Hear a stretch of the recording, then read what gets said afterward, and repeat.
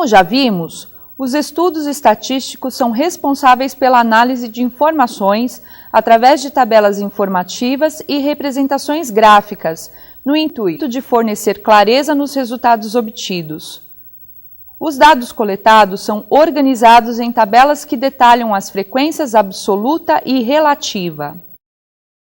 Por exemplo, se quisermos saber a média de idade dos 20 alunos de um curso de inglês,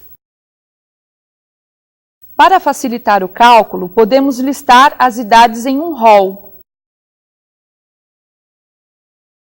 E como vimos na aula passada, com esses dados podemos construir uma tabela de distribuição de frequências do tipo. Mas em algumas situações, a quantidade de informações diferenciadas torna inviável a construção de uma tabela com uma linha para cada representação de valor. Como, por exemplo, se quisermos medir a altura dos alunos em uma sala de 20 alunos. Após a medição dos alunos,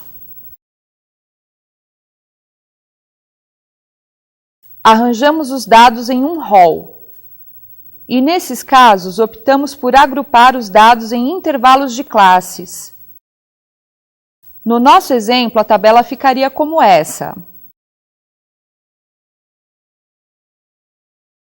Na construção de uma distribuição de frequência, a determinação do número de classes e da amplitude dessas classes é sempre uma preocupação. No nosso exemplo anterior, as classes não foram escolhidas de maneira aleatória. Na verdade, existem regras que podem ser observadas se quisermos maior rigor no estudo de um evento.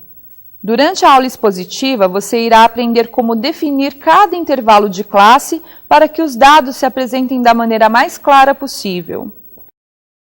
A representação gráfica desse tipo de tabela é o histograma, que é um gráfico composto por retângulos justapostos, em que a base de cada um deles corresponde ao intervalo de classe e a sua altura à respectiva frequência. Atenção!